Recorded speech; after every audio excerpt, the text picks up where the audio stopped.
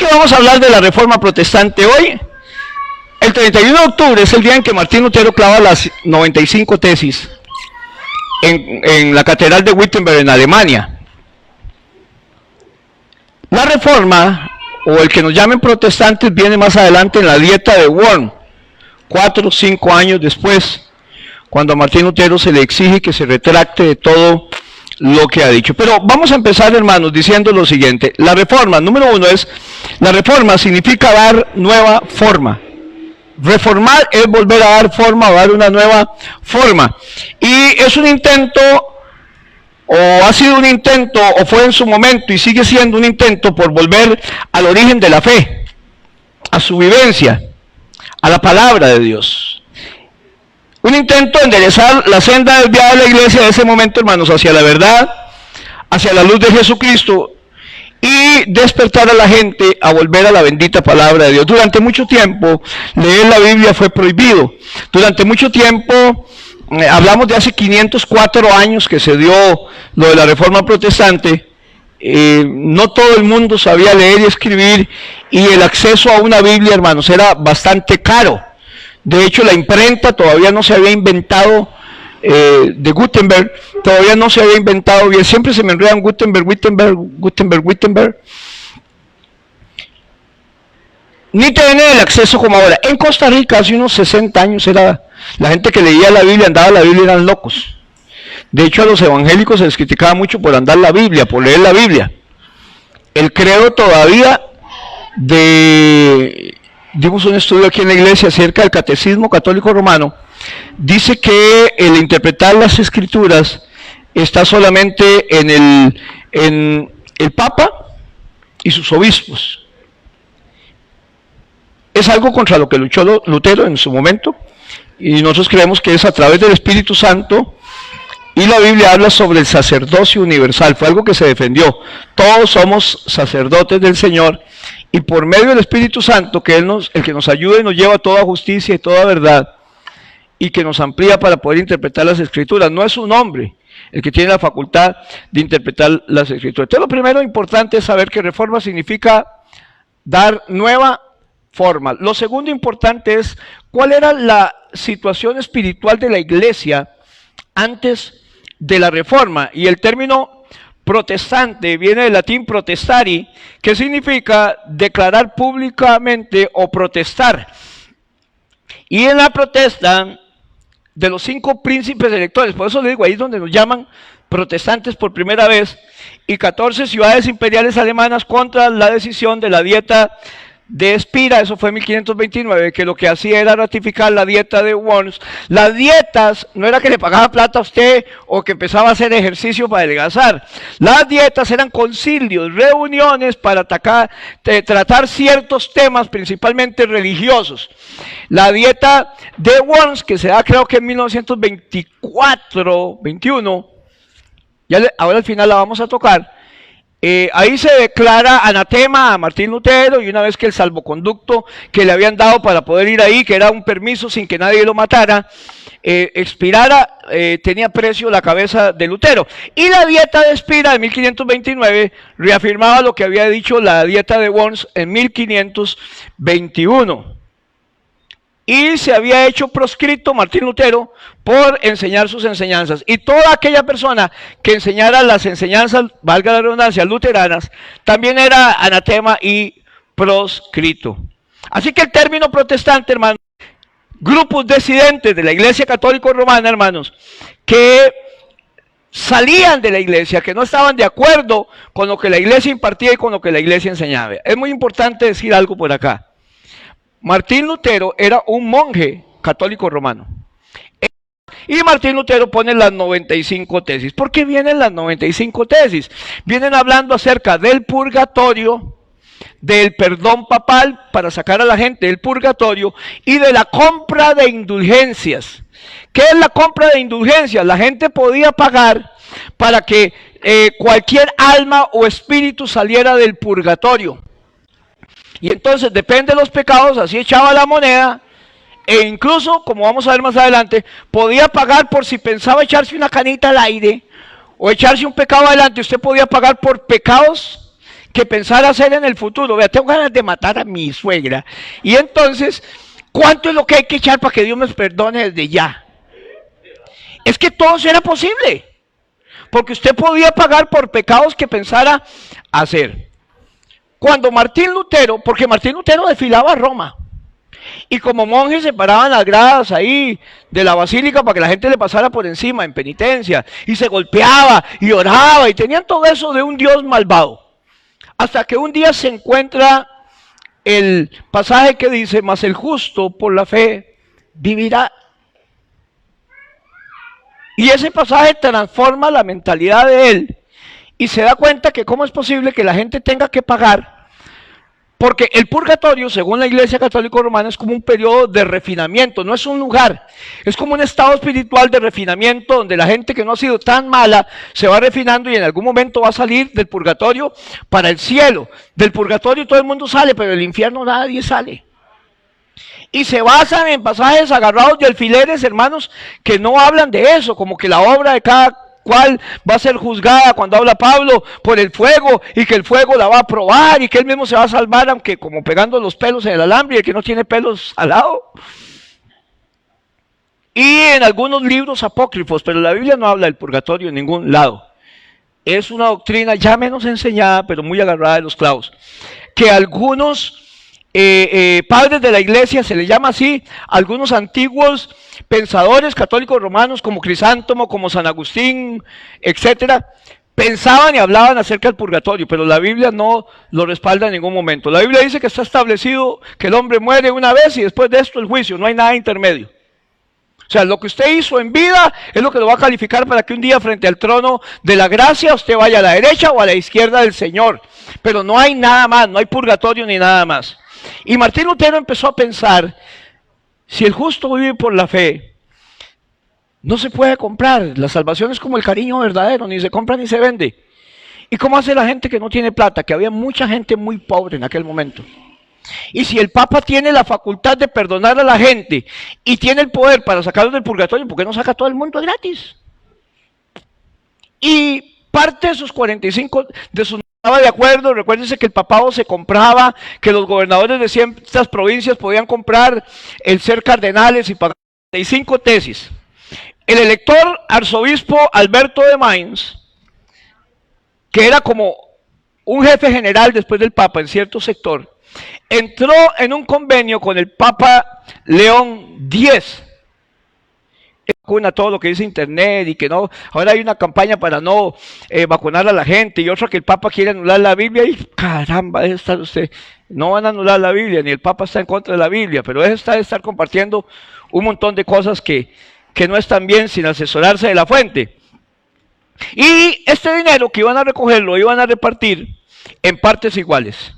Una parte iba al elector Alberto, elector porque tenían voto para la elección papal como un tipo de cardenal, y para saldar cuentas con que en parte la iglesia había tomado con un banquero llamado Fugger, F-U-G-G-E-R, tildado en la U, Fugger, que era de Augsburgo. La otra mitad la iba a tomar el Papa para la conclusión de la grande y suntuosa basílica de la Catedral de San Pedro en Roma. Y aquí aparecen los vendedores de indulgencias, que andaban por toda Europa vendiendo el perdón papal y vendiendo, hermanos, la salida textual del purgatorio. Y aparece por el sector de Wittenberg un hombre llamado Juan Tetzel, con Z, T-E-T-Z-E-L. Son nombres importantes en la Reforma Protestante, porque este hombre le vendía el alma al diablo, si fuera necesario, y todavía recogía devuelto confites. Y Juan Tetzel era un fraile dominicano que había sido acusado de adulterio varias veces, incluso había sido condenado a muerte, pero se había sido indultado por el gobernador o por el rey en aquel momento, y es el que empieza a ser predicador y vendedor de indulgencias, en varias partes de todos los reinos de Europa. Él estaba en toda la parte de Alemania y tenía un grupo consigo, un séquito de vendedores de indulgencias. Recuerden que indulgencia es perdones papales. Eran ciertos pergaminos que le daban un perdón papal para que pudiera salir del purgatorio, o cuando se muriera ni siquiera fuera del purgatorio. Es como el pase directo de Disney, que no hay que hacer fila, usted pasa directo de una vez a la montaña rusa. Ese era Juan Texel. En el sector de Sajonia, donde estaba Martín Lutero, estaba el elector Federico III. Ese es un nombre muy importante porque es el protector de Martín Lutero. Federico III, llamado también Federico el Sabio o Federico de Sajonia, porque era el lugar donde él administraba. Aún en Alemania había diferentes príncipes. Había un rey, pero había diferentes príncipes. Y este Federico de Sajonia era de esos de respeto. Siempre hay líderes fuertes dentro de todo lado, y Federico de Sajonia era así. Y le prohibió a Juan Texel. Conste, Federico de Sajonia era un famoso también coleccionista de reliquias, que ahora vamos a ver de una de las cosas que precedieron la reforma, era la venta de reliquias. Todo el mundo tenía reliquias, los huesos de San Pedro, la jupa de Judas Iscariote, los ojos de Nabucodonosor, de verdad, una astilla de la cruz de Cristo, una espina del Calvario, el último pan de la Santa Cena, de todo había, hermanos. Pero Federico de Sajonia no permite que Juan Texel entre a Gutenberg, que llegue donde él era elector, hermanos, a vender, sino que se queda en Gutenberg, 18 kilómetros antes de Wittenberg. Había un estandarte del pontífice que iba una bandera delante de Juan Texel, y venía vestido como un fraile dominicano Juan Texel, de esos vestidos largos con sandalias, muy santo, para que con una voz imponente de vendedor, Juan Texel decía algunas cosas. Están tomados textualmente por la historia. Había algunas cosas que decía Juan Texel, que a Martín Lutero sintió, hermanos, que se le reventaba aquí todo el güerguero. Yo no cambiaría mis privilegios por los que San Pedro tiene en el cielo, por cuanto he salvado más almas con mis indulgencias que San Pedro con sus sermones. No, el hombre vendía el alma al diablo y después engañaba al diablo y le quitaba el alma también.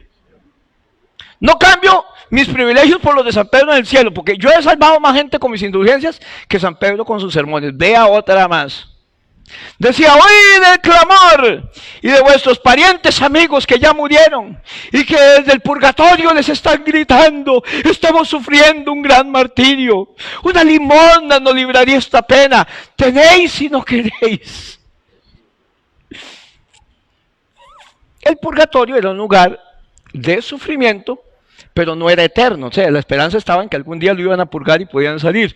Pero usted podía, mediante rezos, novenas y, ¿por qué no?, mediante una monedita, salvarle la tanda a alguien. Y si era una creencia muy arraigada, de una vez había gente que en vez de ir a pasear, ahorraba platita para poder salvarle el alma a la persona y que no sufriera mucho. También decía, esta frase es famosa: en el mismo instante en que la moneda suena en el fondo, tilín, tilín, apenas suena en el fondo del cofre la moneda, tilín, tilín, el alma sale del purgatorio y sale libre, escuechada para el cielo. No así escuechada, pero sale, vuela libre y fragante para el cielo. Tiene que decirlo bonito para vender. Dijo incluso para vender: en este momento el Señor nuestro Dios ya no es Dios, porque le entregó su poder al Papa.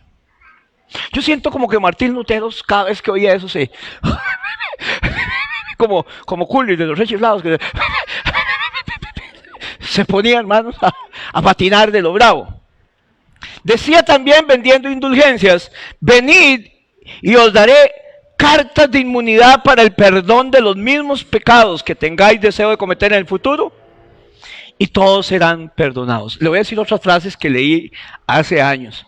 Si alguno de ustedes incluso fuera tan malo que, en su caso hipotético, había violado a la Virgen María, este perdón lo exime. No, el hombre vendía, o sea, es que ese era quita manchas, espinillas hasta las coloradillas y el que alegra a las viejillas, de todo hacía esa indulgencia papal. Y Martín Lutero, cuando oye este tipo de predicaciones, él se indigna porque había mucha gente muy pobre que era eximida de la posibilidad de sacar su alma del purgatorio. Entonces iba a purgar más años que otros y había preferencia. Se hacía un gran daño, hermanos, al bolsillo de la gente y se hacía un gran daño, hermanos, a los fieles creyentes católicos de aquel momento. Y escribe, Martín Lutero nunca quiso salir de la Iglesia Católica. Él escribe hablando de lo que se está hablando, de lo que se está diciendo, de las aberraciones, al arzobispo Alberto, protestando contra el tráfico vergonzoso que se estaba haciendo. Y parece que no tenía mucha confianza del resultado de dicha carta, porque el mismo día que le escribe al príncipe Alberto, al elector Alberto, es cuando clava las 95 tesis en la catedral de Wittenberg, en Alemania. Otro de los ambientes que no solo esto de Juan Texel hablando y predicando barrabasada, y déjeme decir una cosa, porque yo quiero llegar a un punto, es lo mismo que hoy en muchas iglesias se hace.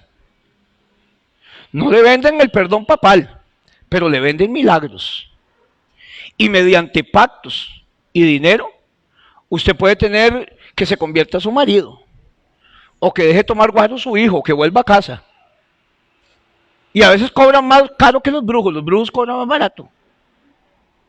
Y la Biblia ha enseñado por años, hermanos, que uno da de gracia lo que de gracia ha recibido.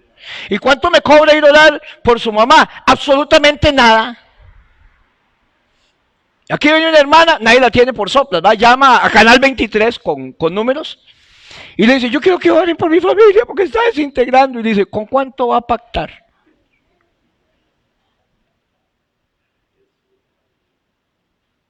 Estamos hablando de lo mismo. Y esta venta de indulgencias, hay mucha iglesia que todavía la sigue haciendo. Donde para poder orar por usted, para poder hacerle algo, una homilía, un matrimonio, lo que sea, usted tiene que dar cierta plata. Y esto hay que desecharlo totalmente de la iglesia, hermano, y no podemos compartirlo.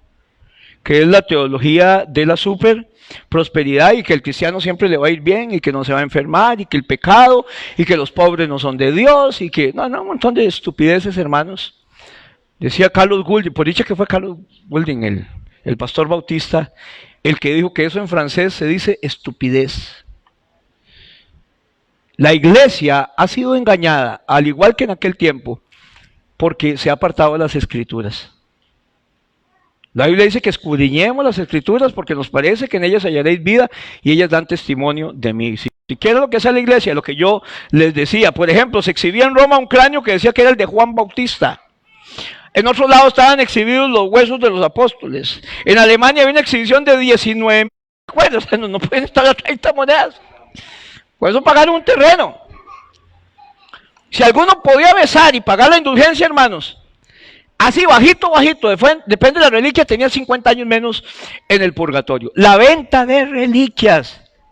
Por eso es que mucha gente agarra y besa papeles viejos, y besa trapos, y besa otras cosas. Es un signo de adoración y veneración. También existía previo a esto el asunto de los papas. Los papas eran verdugos en los pueblos, podían mandar a la horca a alguien, podían mandar a alguien a la muerte si no les parecía, ordenaban matanzas, asesinatos, guerras, arrasaban pueblos enteros que no creyeran en eso, la guerra de los moros en España para tratar de evangelizarlos. La Inquisición, bueno, la Inquisición fue después, no es ahora, pero hubo muchas corrompiciones a raíz del poder que tenían los papas. Déjeme leerle algunas citas en cuanto a este poder. Segunda de Timoteo 2.15 dice lo siguiente, está en la pantalla también. Segunda de Timoteo 2.15 dice, como un preámbulo a las 5 solas que desataron la Reforma Protestante. Procura con diligencia presentarte delante de Dios aprobado. Nadie va delante de Dios para que lo apruebe. Usted debe vivir una vida que Dios apruebe. Procura con diligencia presentarte delante de Dios aprobado, como obrero que no tiene que avergonzarse, es una vida aprobada, y subraye que usa bien la palabra de verdad.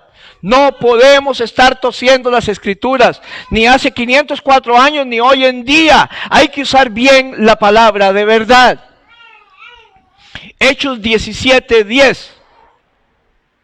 Hechos 17, 10 y 11. Inmediatamente los hermanos enviaron de noche a Pablo y a Silas hasta Berea, un pueblo.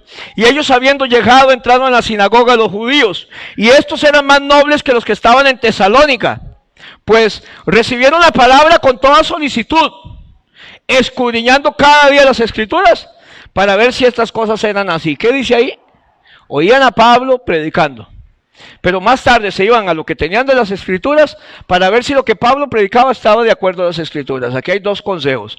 Hay que usar bien la palabra de verdad. Es una enseñanza que tiene que dejarnos la Reforma Protestante.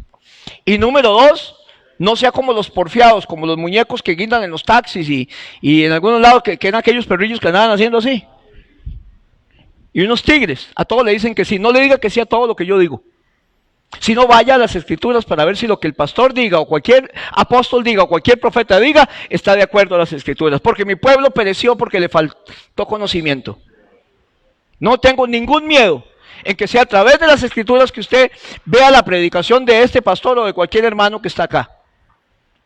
Aquí no se predican chanflunflias, aquí se predica la palabra de Dios, a Cristo y a este crucificado. 2 Corintios 4:2. 2 Corintios 4:2. Antes bien, lo que debe hacer todo cristiano, renunciamos a lo oculto y vergonzoso, no andando con astucia ni adulterando la palabra de Dios.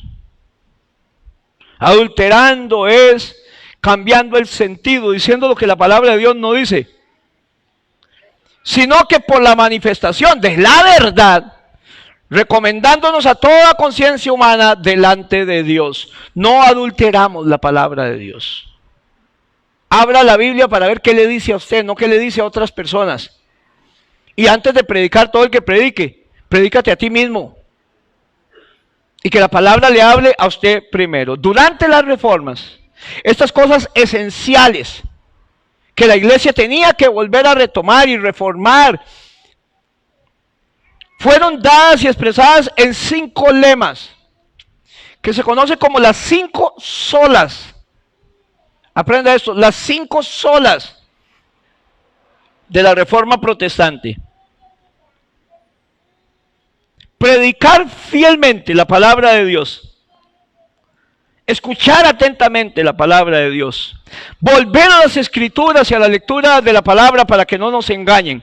Debe ser algo central en la adoración cristiana. Leer las escrituras, escudriñar las escrituras, es algo esencial. ¿Cuál es la diferencia entre leer la Biblia y estudiar la Biblia?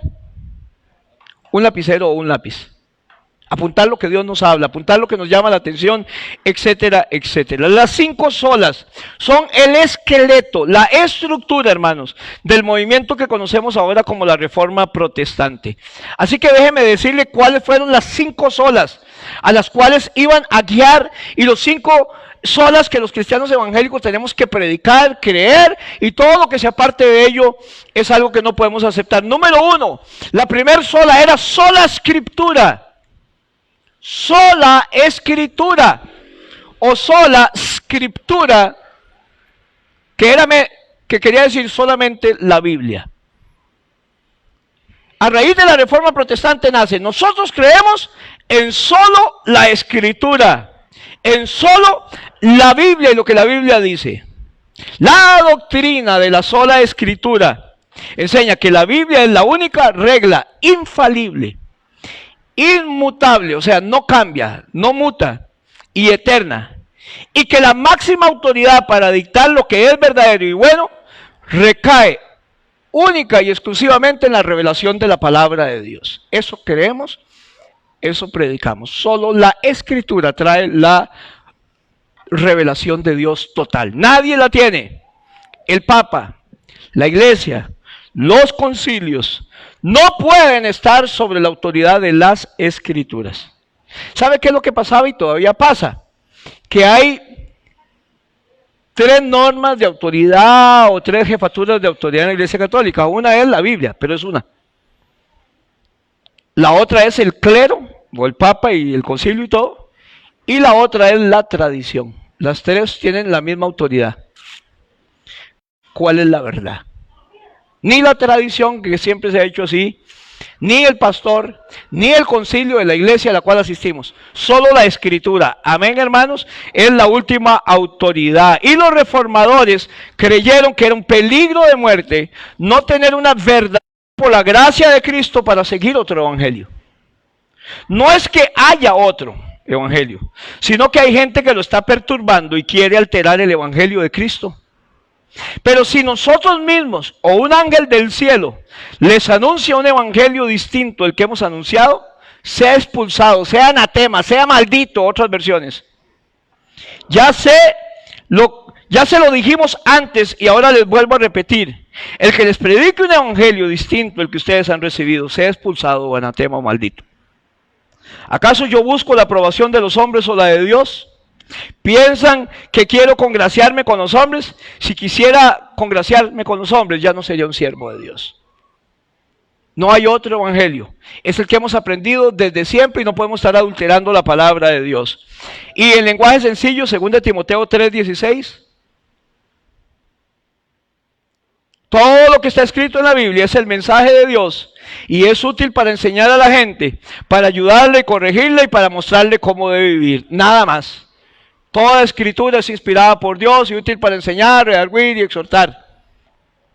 Y 2 de Pedro 1:3 en la Reina Valera, como todas las cosas que pertenecen a la vida y a la piedad, nos han sido dadas por el divino poder mediante el conocimiento de aquel que nos llamó por su gloria y excelencia. Es el conocimiento de la verdad, de aquel que nos llamó. Y nadie nos predique otra cosa. Así que la Reforma Protestante declara la primer sola es sola palabra o sola escritura. ¿Cuántos creen esa sola? Pero no está sola, sino que tiene otra sola. La segunda sola que sale de la Reforma Protestante es sola fide o sola fe, o solamente fe. Sola fide o sola fe. Romanos 1:17, basado en esto, en lo que Dios le revela a Lutero, la Biblia dice en Romanos 1:17, porque en el Evangelio la justicia de Dios se revela por la fe y lo hacía libre. Solamente el sacrificio de Cristo nos justifica, excluyendo la posibilidad de que nuestras obras puedan contribuir a ello. Nadie es salvo por lo que puede hacer. Y nadie puede pagar por su salvación. Hermanos, por favor, esto es columna vertebral de salvación, sino que Dios se las regaló. La salvación de ustedes no es el resultado de sus propios esfuerzos. Por eso nadie puede sentirse orgulloso de que es salvo. Yo soy salvo por la gracia de Dios. Nunca hubiera podido ser salvo por mis propios medios. Dios tuvo que mandar un sustituto que era Jesucristo. Romanos 3:28. Iglesia, hermanos. Romanos 3:28, concluimos pues que el hombre es justificado por la fe sin las obras de la ley. Como dice Romanos, justificados pues por la fe tenemos paz para con Dios por medio de nuestro Señor Jesucristo. Sola escritura y sola fe. No podemos hacer nada para ser salvos. Y solo la escritura es nuestra norma de conducta. Amén. Tercera sola, que nace de la Reforma Protestante, sola gracia, sola gratia o sola gracia. Creemos solo en las Escrituras, creemos que es solo por fe y creemos solo por la gracia. Efesios 2:8. La Reina Valera dice, porque por gracia sois salvos por medio de la fe, y esto no de vosotros, pues es un don de Dios. Palabra de Dios para todos de Efesios 2:8. Ustedes fueron salvos gracias a la generosidad de Dios, porque tuvieron fe. No se salvaron a sí mismos, su salvación fue un regalo de Dios. ¿Qué es la gracia de Dios? Solo gracia. La gracia de Dios es un favor de parte de Dios que no merecemos. Y es otorgada al hombre solo por Dios, no la gana. Y por su sola misericordia, impartida por el que desea darla. Es por Dios, solo gracia. Nadie gana la gracia, nadie la compra, nadie la paga. La salvación en manos de los hombres era un tema, hermanos, que se pierde del control y que Dios, que no se corte el pelo, no se pinte, no use pantalones, no solo gracia. Mi hermano, eso es como agarrar un Monet, una pintura de Monet, un Da Vinci, y decir uno, le falta. Aquí le falta incluir ni los sacramentos, ni las penitencias, como estaba en aquel momento, o participar en rituales, misas, rezos, etcétera, etcétera, para poder llegar a ser salvo y afirmarlo. En cuanto a solo gracia, la posición de los reformadores era concluyente en el sentido de que el pecado del hombre era tan grande que por esta causa solo Dios podía hacer administración de la salvación, y que como nadie pueda pagar, solo Dios podía regalarla. O sea, ¿cómo voy a alcanzar yo? Dígame una cosa, usted tiene cierta enfermedad y le dicen que lo pueden operar, pero vale $200 millones la operación. ¿Usted qué dice? No, salud le dejó mi abuelita, no puedo. Tengo que hacer un testamento y verá que está fuera del alcance, hermanos. ¿Qué hace uno, hermano? Pastor, es que yo necesito operarme de una, no sé qué en el cerebro y un puntito ahí en el hipotálamo, que hay que llegar con la metamorfosis. Yo sé el río que hacen los doctores. Pero eso solo en Europa lo hacen y valen, vamos a rebajárselo, $25 millones. ¿Usted qué hace? De ahí es toda la rebaja de los marchamos que no quiso probar Carlos Alvarado. O sea, qué lindo, vivir sin ataques ni nada, pero, hermanito, no puedo pagarlo. ¿Está bien? Eso es lo mismo que llegan los reformadores. Es grande el pecado del hombre, hermanos, que nadie podía pagar por eso. Solo por la gracia de Dios podíamos hacerlo, y la gracia de Dios es suficiente. Por eso la doctrina de la sola gracia enseña que el hombre está muerto espiritualmente, y si está muerto espiritualmente, la única manera de volver a vivir es reconciliarse con Dios, porque solo Dios es algo que el pecador recibe de una manera inmerecida, está basada en Cristo, y solo el precio lo podía pagar Cristo en la cruz del Calvario. Creemos en esta iglesia, y sale de la Reforma Protestante la doctrina de la sola gracia. Romanos 11:6, Nueva Versión Internacional. Y si es por gracia, ya no es por obras, que en tal caso la gracia ya no sería gracia si hay que añadirle obras, porque entonces ya no es un regalo, yo tengo que hacer algo para alcanzarla. Eso dice Romanos 11:6, y en lenguaje sencillo, 11:16 de Romanos dice: pero Dios los eligió porque Él es bueno, y no porque ellos hayan hecho algo para merecerlo. Esto solo puede suceder así porque Dios es bueno de verdad, no hay otra. El amor de Dios se conoce en que, siendo aún pecadores, Cristo murió por nosotros. Sola escritura, sola fe y sola gracia. Solo Cristo. El cuarto sola es solo Cristo. Hechos 4:12 dice: y en ningún otro hay salvación, porque no hay otro nombre. Preguntó Samuelito un día estos, entre las preguntas que me encantan de la Biblia que él le hace a uno: ¿cuál es el nombre de Jesús y por qué? Porque no hay otro nombre bajo el cielo dado a los hombres en el cual podemos ser salvos. Solo en el nombre de Jesús. Solo Cristo. Lenguaje sencillo, solo Jesús tiene poder para salvar. Solo Él fue enviado por Dios en este mundo, solo Él tiene poder para salvarnos. Hay tres solo Jesús. Solo Jesús tiene poder para salvar. Solo Él fue enviado por Dios, y en este mundo solo Él tiene poder para salvarnos. Hechos 4:12. Solo Cristo dice que nadie puede añadir a la obra redentora de Jesucristo, hermanos, que Él es suficiente para salvar. No salvan las indulgencias, no salvan las monedas, no salvan los pergaminos papales ni nada. La salvación se encuentra solo en Cristo. ¿Se acuerdan de ese himno? Solamente en Cristo, solamente en Él, la salvación se encuentra en Él. No hay otro nombre dado a los hombres, solamente en Cristo, solamente en Él. ¡Qué himno más hermoso! Cuarto sola, solo Cristo. ¿Cuántos dicen amén? Quinto sola, después del agua, solamente un traguito. Solamente la gloria de Dios. Soli Deo gloria. En latín, soli Deo gloria, que es solamente para la gloria de Dios. Esa fue la quinta sola. Sola palabra, sola fe, sola gracia, solo Cristo, y solamente para la gloria de Dios.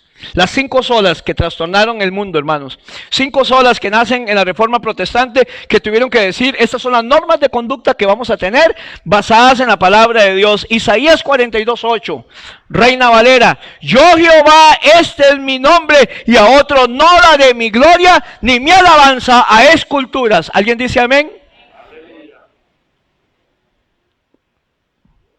Y en lenguaje sencillo, Isaías 42:8, yo soy el Dios Todopoderoso, ese es mi nombre, y no permito que otros dioses reciban la honra y la alabanza que solo yo merezco recibir.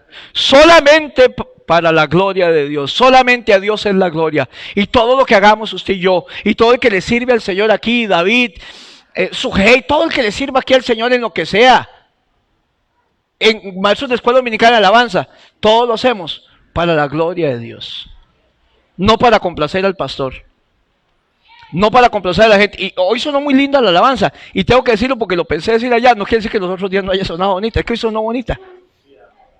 ¿Verdad que sí? Fueron himnos muy lindos. Pero ¿sabe por qué suenan bonitos? Porque se hacen para la gloria de Dios. Porque cuando usted se hace para lucirse, hermanos, nada, el pastor, nadie, hermanos, le va a dar la gloria a Dios. Y cuando usted le da y lo hace todo para la gloria de Dios, usted lo va a hacer bien. El Evangelio, naturalmente, nos lleva a declarar que la gloria le pertenece exclusivamente a Dios, ya que su palabra es la máxima autoridad. Su salvación es solo por la gracia, por medio de la fe y la redención en Cristo, es la única manera de salvación. Por lo tanto, toda la gloria debe ser a Él, porque Él se merece la gloria. Él nos da la gracia, Él nos da a Jesucristo, Él nos da las Escrituras, Él nos da la fe. Todo nos lo da Él, todas las olas que hemos visto nos los da Dios. Y Él tiene que recibir toda la gloria. Gloria a Dios en las alturas y en la tierra paz a los hombres. Efesios 1:4. Desde antes de crear el mundo, Dios nos eligió por medio de Cristo para que fuésemos solo de Él, lenguaje sencillo, y viviéramos sin pecado. Y Dios nos amó tanto que decidió enviar a Jesucristo para adoptarnos como hijos suyos, pues así había pensado hacerlo desde un principio, después de la Reforma Protestante. Y son las 5 solas que una iglesia que se quiera, que se valore, tiene que predicar hoy. Solamente Cristo, solo Dios, solo Escritura, solo fe y solo gracia. Nada puedo agregarle, hermanos. Y Dios libre el día que cobremos algo por hacer lo que Dios nos ha mandado a hacer. Porque el justo vive por fe. Amén. Claro que tenían que estar enchaquetados con las ventas de indulgencia. Ahora déjenme leerle, hermanos, porque no puedo dejarlos. Cuando Lutero hace todo esto, Lutero es llamado y que tiene que defender, y que cómo es posible que estén con... Es que se les está sublevando la gente. Al final alguien sacaba copias. Y es que la Reforma Protestante nace juntamente con la invención de la imprenta de Gutenberg. Entonces alguien llevó y copió en alguna imprenta las 95 tesis y se pasaron por toda Alemania y pasan a Lutico. ¿Y por qué nos dicen esto si la Biblia lo que dice es esto? ¿Y por qué esto si lo otro? ¿Qué es lo que ha pasado cuando la gente tuvo acceso a las Escrituras? La Biblia solamente estaba en latín y era prohibido traducirla en el idioma de los pueblos. Martín Lutero traduce el Nuevo Testamento, ya se lo voy a decir, al alemán, mientras que estuvo encerrado porque lo andaban buscando para matarlo. Pero esto es lo que se llama la dieta de Worms. Martín Lutero es llamado, hermanos, a que defienda el asunto o a que se retracte porque le van a poner precio a la jupa. El 28 de junio de 1521, o sea, varios años después, Carlos V, que hacía 3 meses había sido electo ya emperador, no solamente elector, teniendo apenas 20 años, inicia la primera dieta de Worms y la preside. El elector Federico el Sabio, o Federico III, que era el que patrocinaba a Lutero y la escuela en que Lutero enseñaba, con cuyo apoyo, porque era un elector también, se hace la elección del nuevo emperador, no un príncipe, un emperador, consiguió que Lutero se presentara en persona y le consigue la protección de un salvoconducto imperial. A Lutero le dicen, acuérdense de que varios que antes habían dicho algunas cosas diferentes a la Iglesia Católica murieron en la hoguera y también tuvieron un salvoconducto. Así que Lutero estaba arriesgando el pellejo al ir a este lugar a presentarse porque un salvoconducto no era respetado por ellos. Pero Federico III, como le digo, tenía fama de ser fuerte. Y ahora les voy a decir, porque existe en la historia todo un plan que él hace. Saliendo Martín Lutero de la dieta de Worms, es raptado por un grupo de gente infeliz de a caballo, dirigida y mandada por Federico III. Porque él sabía que inmediatamente que saliera de ahí, lo iban a matar. Y patrocina que lo rapten para que se lo lleven al castillo de él. Él tenía todo ya bajo control, pero por lo menos para ir y defender. Yo creo que como que Dios lo permite y que Federico quería oír lo que Martín Lutero tenía que decir ante esa dieta de Worms, que era como un concilio, como en un gimnasio, imagínense, donde él tenía que exponer ahí como un pollito, en una reunión de zorros, como de una gran ovación, porque la gente ya respetaba a Martín Lutero y lo quería, de lo que era el vulgo, ¿verdad? Y le recuerda y le mencionan a Martín Lutero el triste destino de uno de los reformadores anteriores a las tesis, que se llamó Juan Hus, o el ganso. Yo no sé si Hus significa ganso o algo así, había H-U-S, bueno, yo no sé, pero le decían el ganso a él, yo no sé qué es el asunto. Y él también tenía un salvoconducto, hermanos, y le decían, Hus fue quemado, pero nunca fue quemada la verdad que predicaba. Decía Lutero, proseguiré mi viaje, aunque cuando haya en Worms tantos demonios como tejas en sus tejados. Ahí le gritaron, acuérdense que Hus fue quemado, que estaba compuesta por, vea qué poco de zorros esperando una gallina. Pedirle que considerara la retractación, que se retractara a Lutero lo que había dicho, pidió un plazo para meditar el asunto, porque él ya había sido aconsejado por Federico III, que era el que lo patrocinaba. Por lo que le dieron 24 horas, tampoco fue mucho. O sea, si hoy a las 12, mañana a las 12 está aquí. El día siguiente, 28 de abril de 1521, ahí es donde nace el protestantismo. No, fue más adelante, pero en realidad fue ahí, ante la asamblea más célebre y poderosa del mundo de entonces, ante las Naciones Unidas de aquel momento. El fraile pronuncia un discurso conmovedor con las siguientes palabras. Déjeme decirle lo que dijo Lutero. Por eso ahora que en Costa Rica dijeron que hay que pedir el código QR para entrar a todo lado, allá a todo lado. Pero es que la iglesia no es todo lado. La iglesia es diferente. Y tocaron mi conciencia. Y me acordé de Lutero como un grillo en una reunión de gallinas. Como una gallina en una reunión de zorros. Mi conciencia me dice que yo no puedo pedirle a la iglesia y que el gobierno me diga quién entra y quién no entra a la iglesia. Porque el día que la iglesia haga eso, no tenemos razón de ser y hemos perdido la conciencia y la capacidad de predicar libremente. Aquí entra el que esté vacunado y el que no esté vacunado. Ni si es AstraZeneca, ni si es doble, si tiene Johnson, si se inyectó la rusa o se hizo el ruso, yo no sé. Y me acordé de Lutero, porque Lutero se para ante la dieta de Worms y dice, puesto que vuestra serenísima majestad y vuestras excelentísimas potencias exigen de mí una respuesta simple, clara y precisa, la voy a dar. Y aquí está. No puedo someter mi fe al Papa ni a los concilios, pues es claro que ellos han fallado en sus errores. Hermanos, que hay que ponerse ahí. Y lo que este hermano Lutero está haciendo, hermanos, y nosotros no valoramos la gente que murió por traducir la Biblia a nuestro idioma, pues es claro como el día que ellos han fallado en sus errores y en grandes contradicciones entre ellos mismos. Si yo no fuere convencido con testimonio de las Sagradas Escrituras, o con razones evidentes, si no me persuaden aún con los mismos pasajes que yo cité, y si no me convencen a mi conciencia con la palabra de Dios, no puedo ni quiero retractarme de cosa alguna.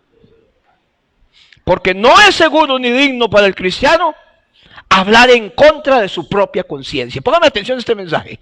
Está para predicar sobre esa última parte, Marcos. No es seguro ni digno para el cristiano hablar en contra de su propia conciencia. Por eso las convicciones que yo hablo tanto Yo no las puedo vender ni regalar, aunque sea mi hijo el que esté fallando, o mi esposo el que esté fallando, o mi esposa la que esté fallando, o yo mismo. Son convicciones y yo no puedo vender mi conciencia. He predicado esto por años y hoy me toca a mí recibir la paga por esto, pero sigo creyendo que es bueno, que es malo, y hagan lo que tengan que hacer. No puedo ni quiero retractarme de cosa alguna, porque no es seguro ni digno para el cristiano hablar en contra de su propia conciencia. Después él mira a toda la asamblea. Y mirando a toda la asamblea, delante de la cual se hallaba en pie, y de la cual estaba dependiendo su vida de un hilo, aquí estoy. No puedo obrar de otro modo, que Dios me ayude. Amén. Ahí la gente, seguramente como Cristo, sonaba los dientes, hermanos, y se los llevaba el diablo, el pisuica se los llevaba. Esa fue la hora de la reforma. Con la Biblia en la mano, Lutero desafió tanto a la Iglesia Católica Romana como al Santo Imperio Romano. Los enemigos quisieron amedrentarlo, pero no hicieron más que elevarlo sobre una tribuna ante el mundo entero. Creyeron que estaban dando gran publicidad a su derrota y no hicieron más que difundir su victoria. El emperador y la dieta de Worms lo colocan bajo la interdicción del imperio el 26 de mayo de 1521, exigiendo al gobierno que fuera entregado apenas expirara el salvoconducto imperial. Ser puesto bajo el anatema del imperio era ser colocado bajo una situación gravísima. De ahí en adelante nadie podía dar comida o bebida a Lutero como un indocumentado, ni recibirlo en su casa. Y cualquiera que lo viera tendría que entregarlo a los guardias del emperador de manera obligatoria. El hombre era el enemigo número uno, el Dillinger, el Al Capone de aquel tiempo, los cuales tenían pleno derecho de matarlos y iban a tener el indulto papal. Todo eso solo podía hacerse, eso sí, hasta que expirara el salvoconducto. Si en el gobierno alemán hubiera habido un jefe fuerte, Lutero, había sido quemado inmediatamente como muchos reformadores. Pero una condena imperial no podía ser ejecutada en el territorio de un príncipe fuerte como Federico III, sin su consentimiento. Y Federico, aunque no era que saliera abiertamente a defender a Lutero, hermanos, lo defendió en esa y en otras críticas. Y bajo el anatema del imperio, la vida de Lutero no estaba segura ni en la misma ciudad de Wittenberg. Federico mandó a prenderlo, lo raptó, le vendaron de Wartburgo, cerca de Eismar, donde pasó 10 meses. Como toda obra para bien, durante esos 10 meses, Lutero pasó traduciendo del latín al español, al alemán, el Nuevo Testamento, y de ahí a otros. Bien, el hombre se convirtió en una personalidad, se vistió de caballero, se dejó crecer la barba y adoptó el nombre del Junker Jorge o el caballero Jorge. Y fue durante ese tiempo en el que tradujo el Nuevo Testamento, el caballero Jorge, encerrado en lo alto de un castillo. Y estas doctrinas, las 5 solas y la Reforma Protestante, hermanos, que celebramos hoy, y espero que nunca olvidemos, porque gracias a eso estamos hoy por acá, hermanos, establecen con claridad cuáles son los principios bíblicos que representan el corazón de la teología cristiana y resumen las verdades no negociables del Evangelio de Jesucristo. No podemos vender la gracia. Es solo la gracia. Nadie puede agregar nada a la gracia. Es solo la fe. Solo es por fe que somos salvos, no hay nada más. No es si me dejo el pelo, me hago trencitas o el bigote o me hago las cejas o no. Si uso aretes o anillos.